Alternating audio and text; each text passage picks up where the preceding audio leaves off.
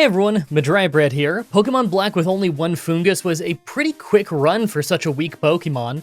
Let's follow that up with another solo run. Today's the day that we figure out, would I be able to beat Pokemon Gold with a team of only one Snubbull? When I think of Gen 2, I think of Pokemon like Marill, Mareep, and Snubbull, so I'm pretty pumped to finally do a solo run with one. It was normal type back in the day, since Fairy wasn't a thing yet, and these base stats are looking pretty low. We've got solid attack, but our special stats are low, and our speed is even lower. We may have lower stats than a first form starter, but I'm hoping that the decent attack might carry us through. By level up, we don't really learn much that we care about. Tackle is gonna be our main attacking move until we can get a TM for a better normal move, but at least we learn Bite to deal with the rival's Ghastly. Really though, these level up moves are terrible. By TM, we learn a few cool moves, but not much that we're good with. Elemental punches are cool, although they use special attack in this game, and that's a pretty bad stat for us. Shadow Ball is physical in this game, so I figure that could be good, and getting Headbutt does seem like a good idea. I might even need Return if we're gonna beat Red at the end of the run. Our moveset just looks so limited that I'm not even sure what 4 moves I want. Like always, I'm writing this script as I go through with the challenge, so this part is being written before I've started. Everyone comment down below and guess if I can win or not. I know that I can beat Lance, but I'm pretty iffy about Red. I think that I could win, but it might take quite a few tries at level 100. Let's explain the rules. In combat, I can only use Snubbull. I'll need other Pokemon to use HMs, but I won't be allowed to use any of those Pokemon in battle. No glitches or exploits, no items in battle, only Pokeballs, held items, and items outside of combat are allowed. Also, if you enjoyed this video, be sure to like, subscribe, and ring the bell for more. Let's do this. So, right off the bat, I used the Universal Pokemon Randomizer to replace Cyndaquil with Snubbull so that we can do the whole run with it. I name him Davy Boy, after the strongest Bulldog of all. Alright, so I'm not really sure how this early game is gonna go. Tackle is our best normal move we have by level up, unless we count Takedown, but that's not for a very long time. We get Bite along the way, but that's a special move in this game, so it might not be all that strong. I'm thinking the Flying Gym won't be bad as long as accuracy doesn't become a problem, but I can see us having to grind quite a bit before we can beat the Bug Gym. I don't think our rival is gonna be too bad, and if we could get past those fights, then we could get our hands on the TM for Headbutt for a much better normal move. But I really do think that the Bug Gym might be rough. Maybe Charm is how I'm gonna get my way through, or maybe we can hope for flinches with Bite to break the Fury Cutter streak. It's hard to say. Maybe our high attack will carry us through, and I'm wrong to worry. Let's go find out! First is the Flying Gym, but this one's really easy. They could hardly hurt us, and we did a lot of damage to them. But the surprising part is that his level 9 Pidgeotto was faster than our level 16 Snubbull. I guess that just really puts into perspective just how slow our Snubbull is. Now the Bug Gym after really surprised me. I thought this fight would be pretty hard, but despite getting into the Scyther fight already poisoned from Kakuna, we survived with quite a bit of health left. It only took 3 tackles. We're slower, so I knew that I couldn't get flinches with Bite, and I figured I would just skip using Charm on the first try, and you know what, it paid off. Last is our rival, but it was also a pretty easy fight. Ghastly missed Hypnosis and got one shot, Zubat was nearly a one-shot, and Croconaw just didn't do much damage. I used Charm once to weaken his rage, but he switched to Water Gun. We still won through Brute Force. Now with that done, I can go get the TM for Headbutt for a much better normal move. I can also get the TM for Ice Punch from the department store in Goldenrod, although I think I'm gonna hold off on that. I don't think it's gonna be all that useful yet, especially since our special attack is not very high. I figure the Elemental Punches will be helpful though. I'm thinking I use the Fire Punch for the Steel Gym, then Ice Punch for the Lance fight. First, we do have the normal gym though, and I don't really have high hopes. Rollout might be a problem since we're gonna be quite a bit slower than Miltank. I'm gonna have to get Quick Claw and hope that maybe I can break Rollout through Headbutt flinches. Then I have the Ghost Gym, but that should be pretty easy with Bite. They can't Shadow Ball us thanks to being normal type. Plus that gets us the TM for Shadow Ball, and that'll be our upgrade from Bite. It's a higher power move, and it's physical rather than special in this game, so it'll be a pretty noticeable upgrade. Then it's a probably hard Steel Gym, a probably also hard Fighting Gym, and an always easy Ice Gym. Let's go. So first is the normal gym, and this actually went great. We hardly took any damage because our first Headbutt crit to do a ton of damage, and Miltank opened with Rollout, so she never got to heal up with Milk Drink. Easy win. Now the Ghost Gym wasn't exactly hard, but being slower than them was a problem. For 6 tries in a row, we got put to sleep and hit with Curse, a combo that we were never able to survive. But on the 7th try, our Quick Claw got us an early knockout on Haunter, and Gengar missed Hypnosis, so we got a no damage sweep. That gets us Shadow Ball, so now we have an upgrade from Bite. I guess I'll do the Ice Gym next, since I'm pretty confident I can win that one. Yeah, that's what I thought. Fighting every trainer I see is really paying off because our headbutts did crazy damage to the Ice Gym leader's Pokemon. His whole team was really easy, but I'm skeptical about if we're strong enough for the Fighting Gym yet. Well, the Fighting Gym fight was a weird one. Primeape went down just fine, but Poliwrath put us to sleep right away. Then he kept missing Dynamic Punches over and over. Eventually, he hit us to do a ton of damage, but we woke up and took him out after quite a few turns. Man, at that rate, he probably could have made us faint to Surf. I'll go get Fire Punch, then try the Steel Gym, but I could see this being pretty difficult. So the Steel Gym ended up being incredibly easy with Fire Punch. I was a bit worried that it would be too weak thanks to our low special attack, but nope, it was actually pretty easy. Last for this boss rush is our rival, and thanks to the Quick Claw giving me the first attack on Golbat, we took almost no damage the entire fight. It was incredibly easy. I can't believe how well this run is going so far. Well, I have to say, I didn't think this run would be so easy. Most major fights are a first or second try, and we're sweeping trainers' teams so easily. We're just headbutting our way across Johto for the most part. I think that we might have a hard time at the Dragon Gym if we can't one-shot the Dragonairs thanks to Thunder Wave, but who knows? I might waltz in there, one-shot all of them, then flinch Kingdra and take no damage in the process. I don't see the rival after being difficult, so we might have smooth sailing all the way to the Elite Four at this point. It's crazy that we're having such an easy time with a Pokemon that only has 300 for its base stats. I mean, the vast majority of major fights of the game have just been a first try. I guess the Ghost Gym is the thing I was attempting for the longest, and even then it doesn't take that long to wait for Hypnosis to miss, especially in Gen 2. The AI has that built-in chance for effect moves to fail, and I'm pretty sure that applies on top of the bad accuracy of Hypnosis. Although, I could be wrong. They did get me with Hypnosis 6 tries in a row, which, now that I think about it, is probably really unlucky. Well, I thought that the Dragon Gym had a chance of being difficult, but we one-shot the Dragonairs and even did crazy damage to Kingdra. Do I have the highest attack IV Snubbull ever? Or is this thing just way stronger than I ever thought? Last is our rival, but the only reason he got any real damage in on us is thanks to Curse and Confusion.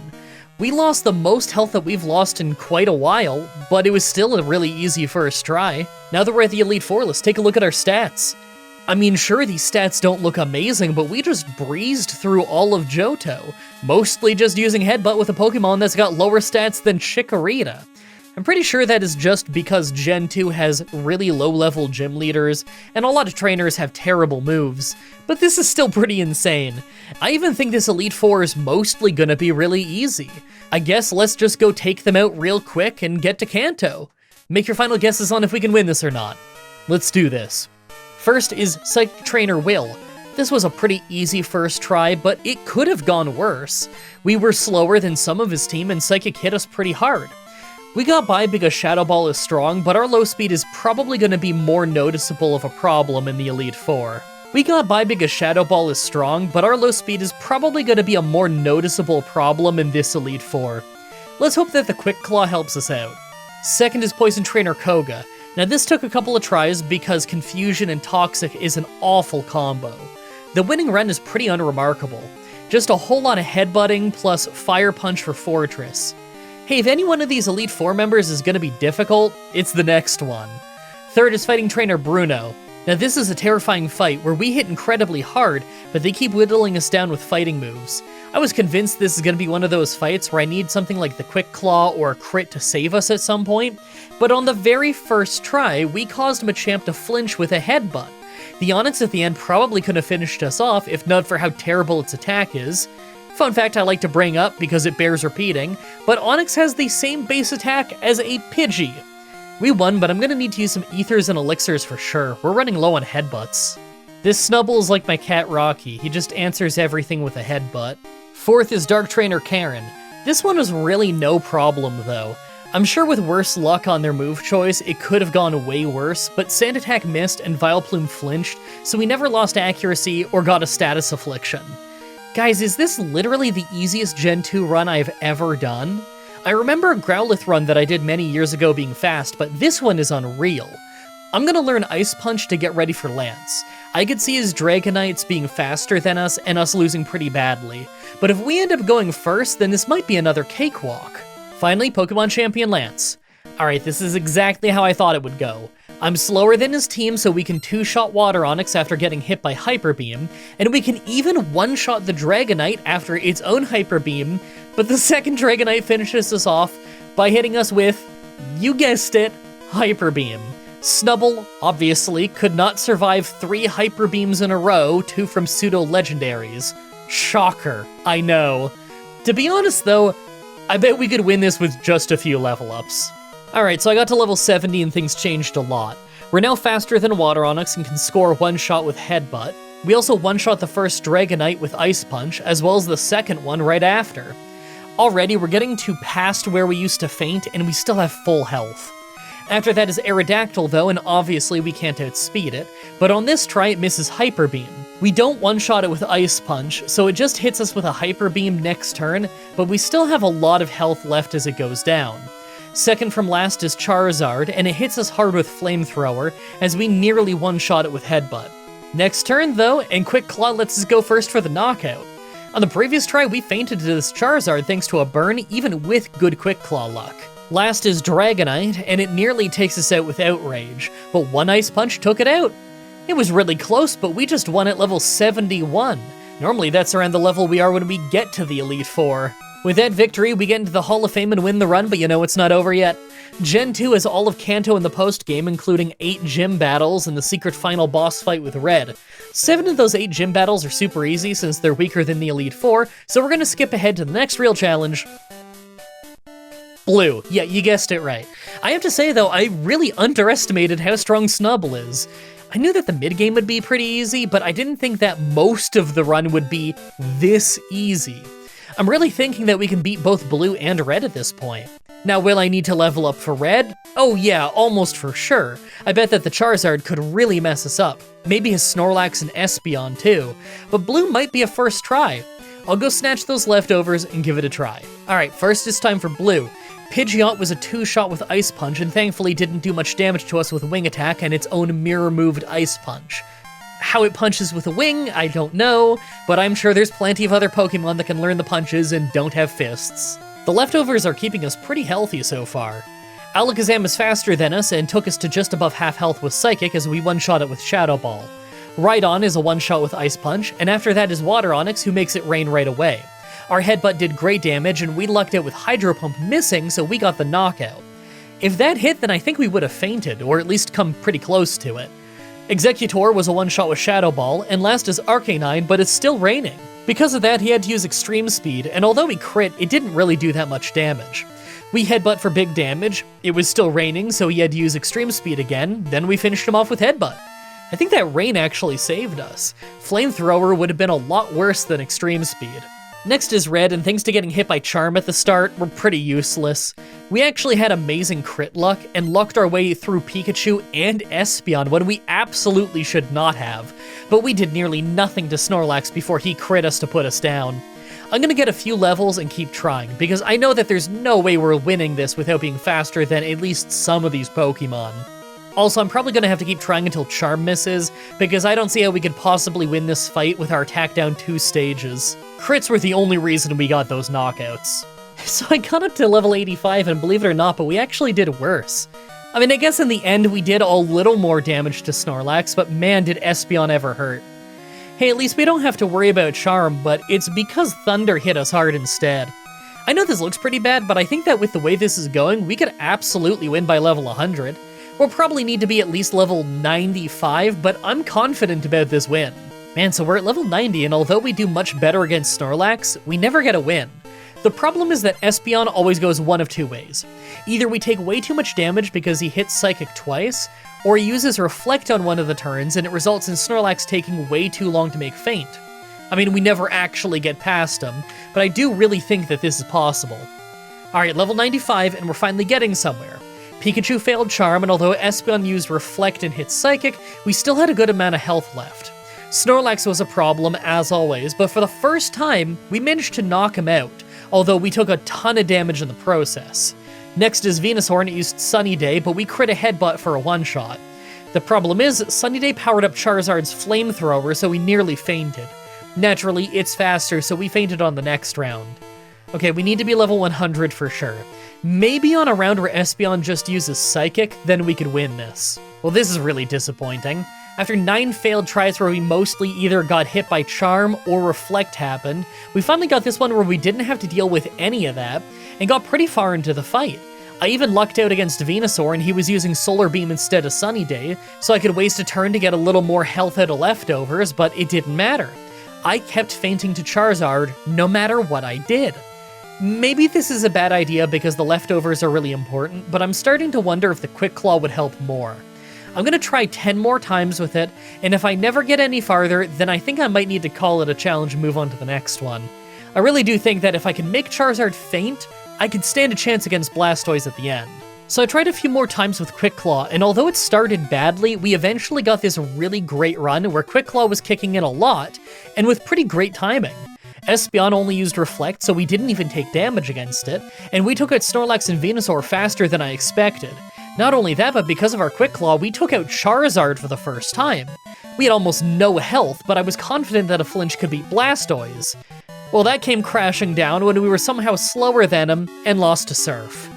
I really thought we would have been faster, but if we're slower, then it would require way too much luck to survive that far into the fight. Have Quick Claw let us go first, then we'd need either a crit or a flinch. If it's a flinch, we'd probably need Quick Claw to happen twice in a row to win. I think it's safe to say I'm not going to beat Red. Actually, wait, no, I have an idea.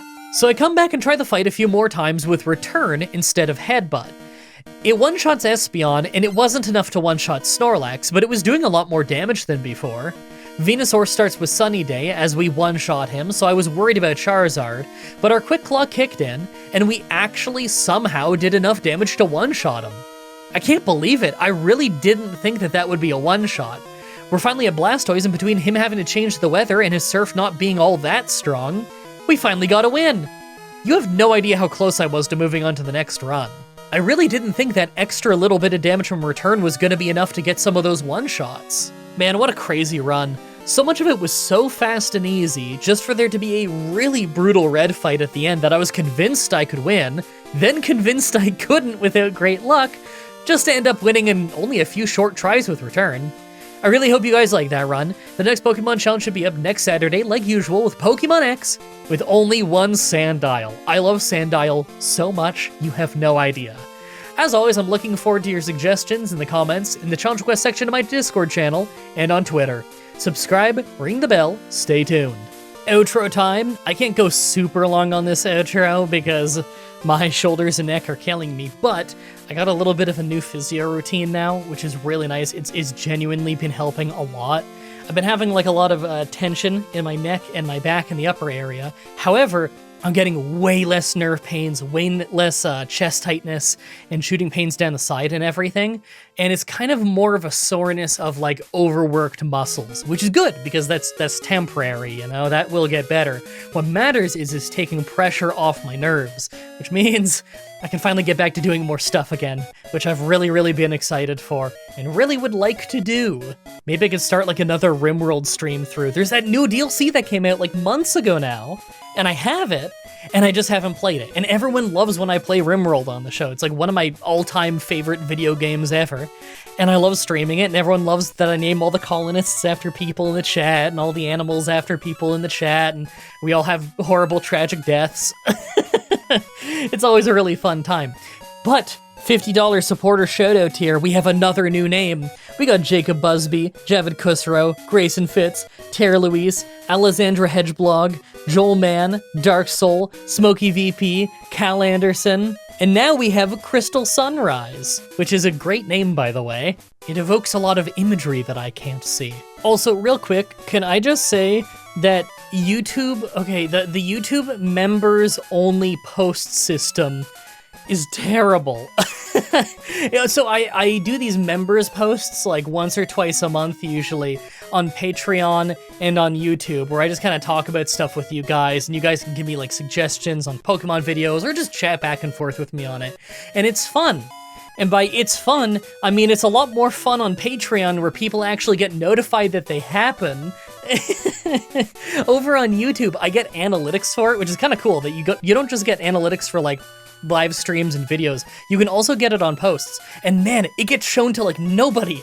Almost nobody who signed up for that tier actually gets to see those posts. Like, okay, if you were to manually go to my posts page, I'm sure you'd see it. But like, you don't know when the post is gonna go up. And so almost nobody sees it because it has no way of like properly going out to you. And also, they just don't work that well. Like, I decided today, what is it? It's the 8th of January. I decided today that I would do my poll for like, okay, I do a monthly poll on like a bunch of ideas for Pokemon challenges and people pick one, and I do that to like cap off a month, right? Well, I did that, and I decided this time, oh, you know what? I'm gonna cross-post it to YouTube at the same time for the same money tier. And, I mean, if people on one side vote for one thing and people on the other side vote for the other thing, I don't know exactly what to do. I guess I'll maybe have one end January and the other one open February. I don't know, we'll find out. But as I went to input all of the names of the stuff from the Patreon, like all the challenge ideas, I noticed, oh, on YouTube, you can only pick 4 options on a poll. What? Why? What is this arbitrary limitation for? On Patreon, I think you could literally do unlimited. Like, I don't do unlimited. I usually do like 5 to 8, but you can only do 4 on YouTube. So I just picked the 4 that I think are the most likely to get voted for, and I put them on YouTube as well. So how's that gonna go? I don't know. But hey, if you're watching this early right now on YouTube, then you can go to my posts section on my channel, and you can go vote on that poll if you want to. If you're on the Patreon watching this, then you probably already got an email, so you already know that you can go vote on the Patreon version. I don't know, man. It's so dumb. Welcome to YouTube, though. They can never implement a feature and have it work the way you'd think it would work. All right, I gotta get this edited. Thank you everybody so much for watching, and until next time, have a nice day.